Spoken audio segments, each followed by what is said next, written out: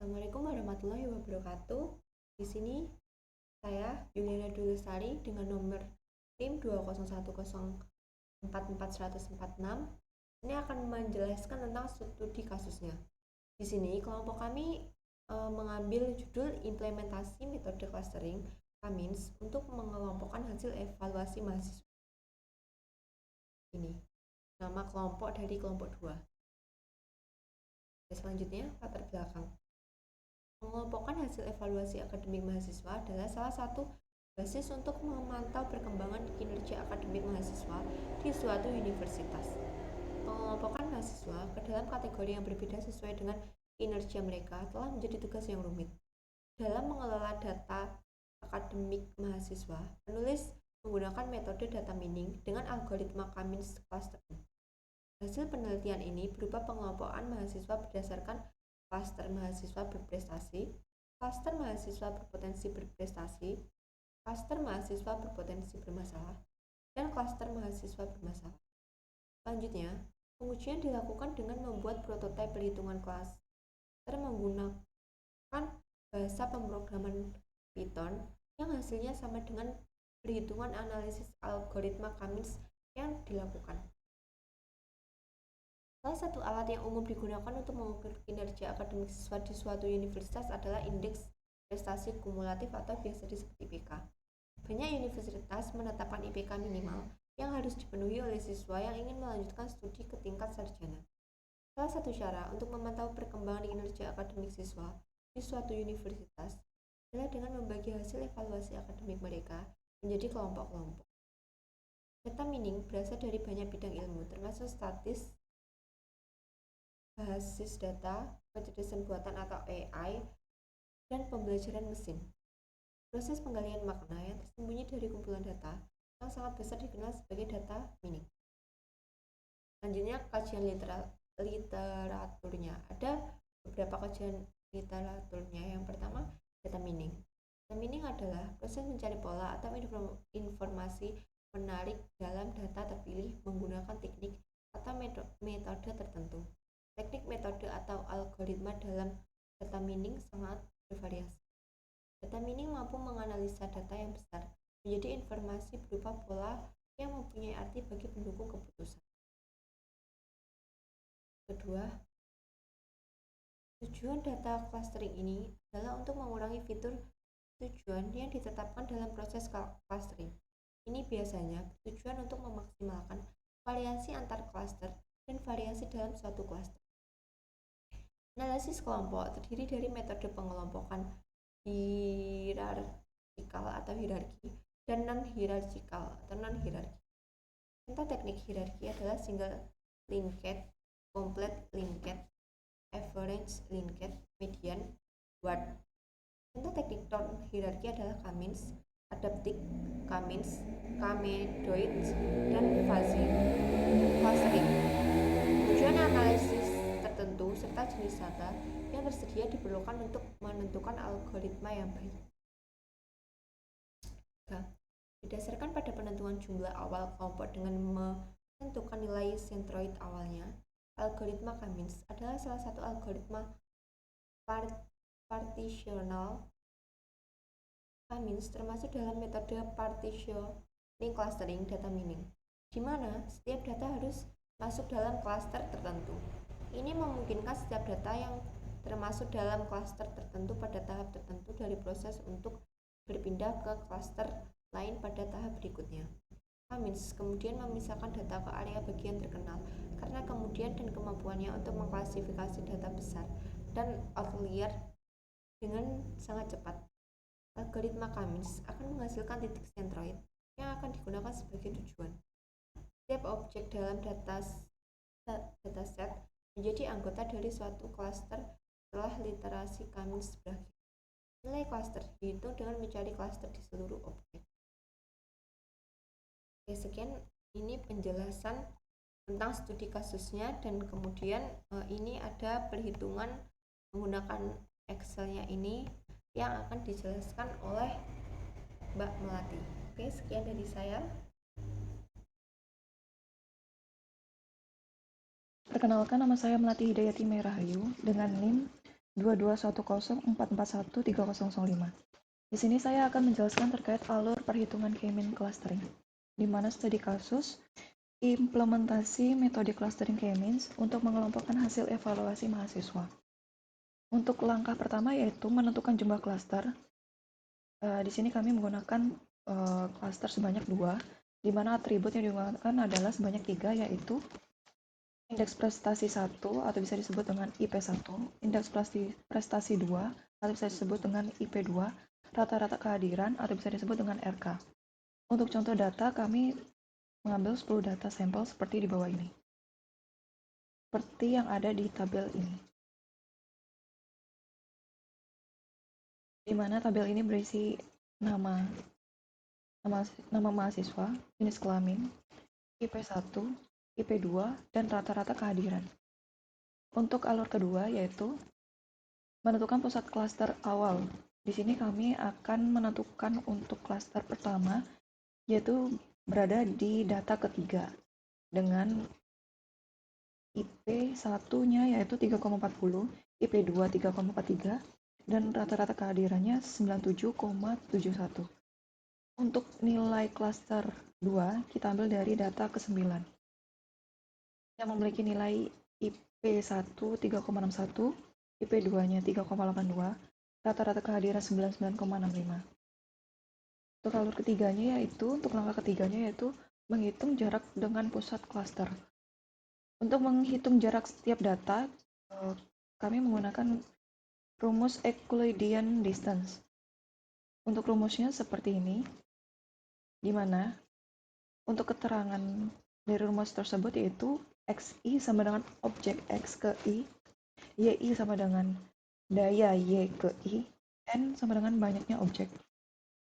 Untuk contoh perhitungan pada data pertama, yaitu seperti ini. Untuk keterangannya yaitu, untuk penjelasannya yaitu di sini 3,40 yaitu kita ambil dari IP1 dari baris data ketiga. Untuk 3,20 yaitu IP1-nya dari data pertama. Dan 3,43 ini IP2-nya dari baris ketiga.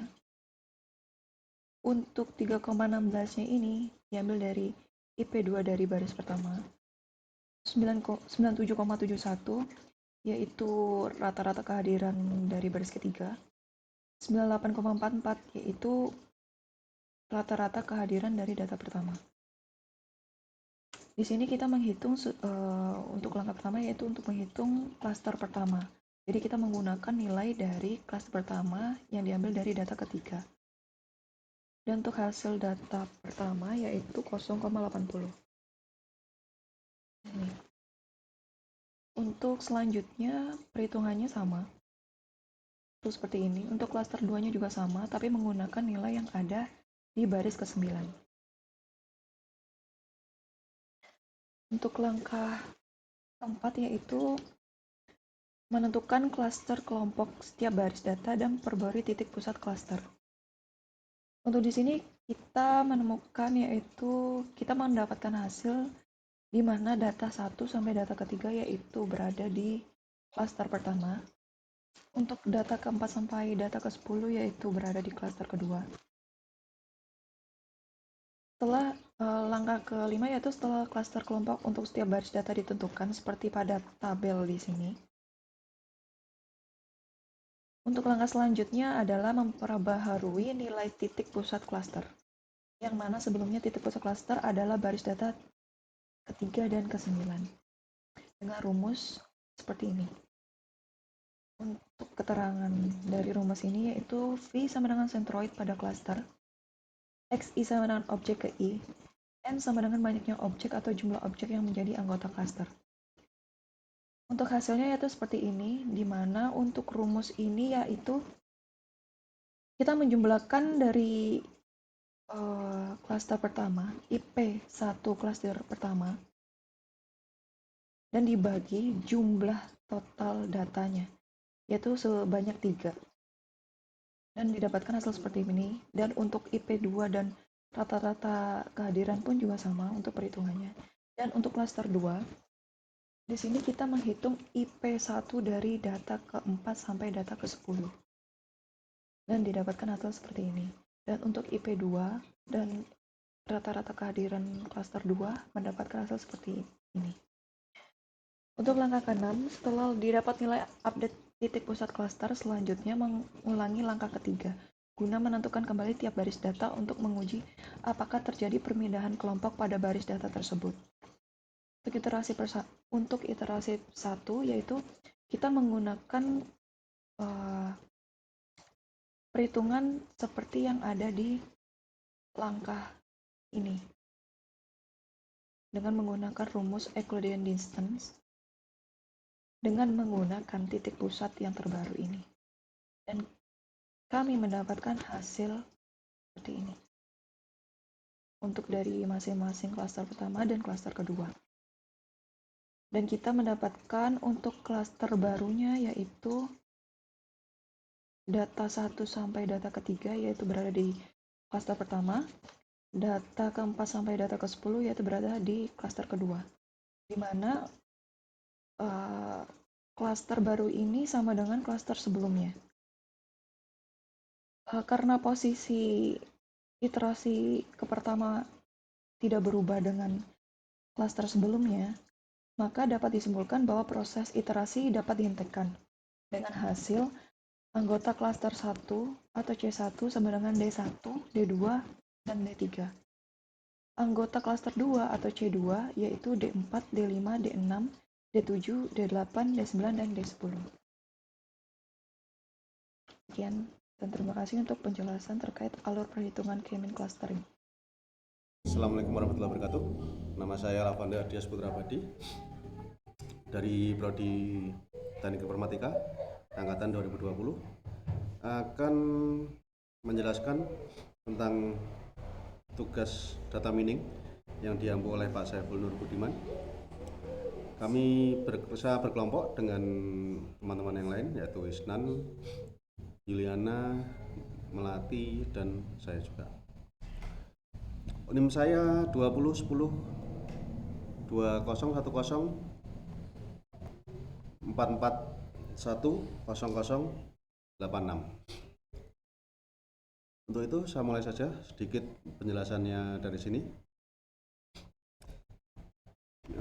Ini kami memakai VS Code untuk codingnya, meskipun Python. Saya install library Pythonnya dulu. Ini untuk pertama ini penentuan data mahasiswa yang ada di Excel atau di jurnal yang ditentukan oleh Pak Saiful. Hanya ada beberapa contoh yang kami tuliskan di sini. Nomor D1, IP pertama dan IP kedua, indeks penilaian. Setelah itu rata. Dan kemudian menentukan pusat klaster awal di sini untuk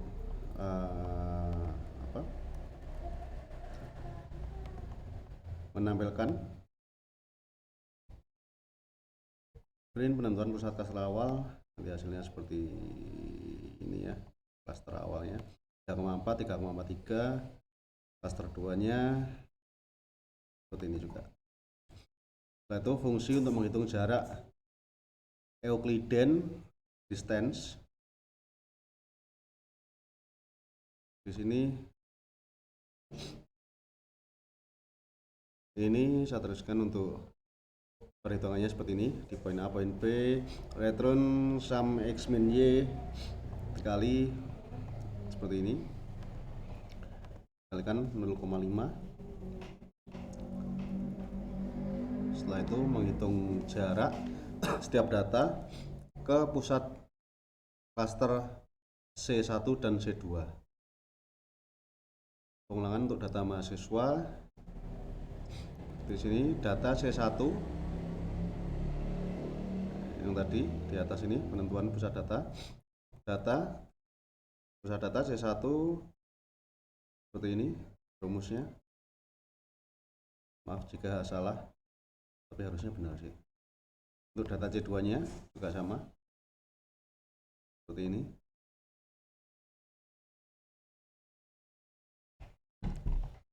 Setelah itu menampilkan hasil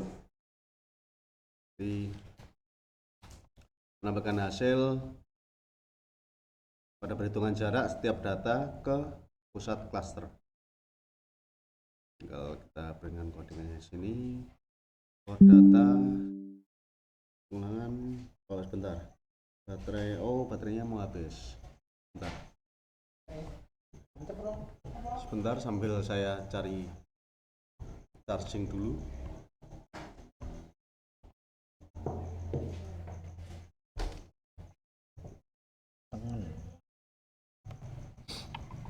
Masih on. Oke, sudah saya chargingkan. Untuk menampilkan data ke pusat klaster, saya ulangi lagi. Print di sini data, nanti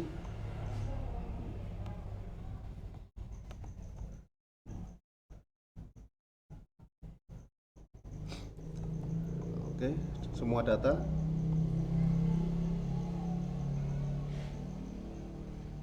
Sorry. Dengan rumus seperti ini. Hasilnya menampilkan data seperti ini.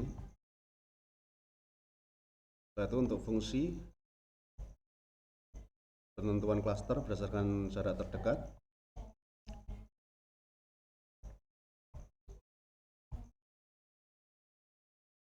Dengan rumusan seperti ini. Jika C1 dan C2 tidak kosong dari pusat klaster, jarak ke pusat C1, jarak ke pusat C2. Jadi dibandingkan antara data IP1, IP2 dan RK ke pusat C1. Yang lainnya juga ini jarak ke C2 bandingkan antara IP1, IP2, RK ke pusat C2.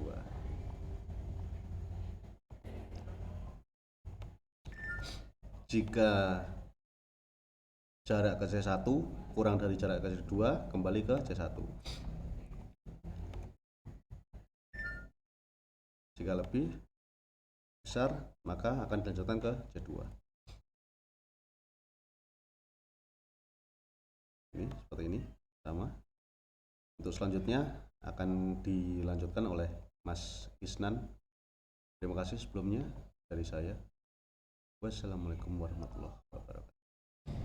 Assalamualaikum warahmatullahi wabarakatuh. Perkenalkan, nama saya Isnandito Alamsyah dari Prodi Teknik Informatika Fakultas Teknik Informasi. Saya angkatan tahun 2020 dengan NIM 2010144151. Di sini saya akan meneruskan penjelasan dari Pak Dias di line ke-64, yaitu ini untuk menentukan klaster setiap data dan perbarui titik pusat klaster. Kita pakai data klaster, determinan klaster, terus di line 68 ada memperbarui titik pusat klaster berdasarkan klaster saat ini. Di situ kita pakai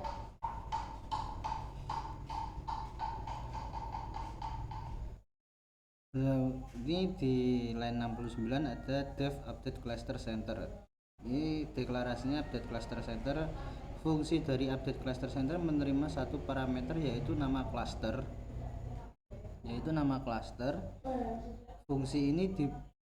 Fungsi ini bertujuan untuk memperbarui titik pusat cluster berdasarkan data anggota cluster saat ini. Terus langsung saja ke line 77. Dari sini ini tetap fungsinya memperbarui titik pusat klaster berdasarkan klaster saat ini. Dari C1 sama C2 kita panggilnya ke sini. Ini kalau kita klik 2 kali itu nanti kan akan tahu larinya kemana saja itu. Terus ini akan muncul di print, terus print menentukan klaster kelompok setiap baris data dan memperbarui titik pusat klaster. Setelah itu langsung kita ke line 83 yang di line 84 yang untuk menampilkan hasil. Terus di line 87 juga untuk menampilkan hasil klaster baru. Ini saya buat seperti ini pusat klaster barunya. Untuk hasilnya setelah penjelasan ya. Terus di ini sudah ada penjelasannya. Saya komen fungsi untuk menentukan klaster berdasarkan jarak terdekat dengan pusat klaster. Ini ada indikatornya. Langsung turun ke bawah. Di line 105 menghitung ulang klaster dan pusat klaster berdasarkan klaster saat ini.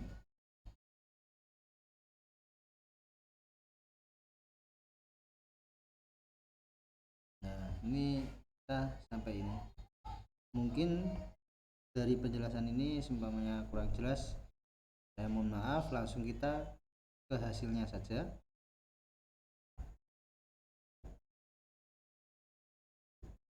Ini untuk hasilnya di bawah. Ini sudah dirun ternyata dari awal. Ini untuk hasil perhitungannya.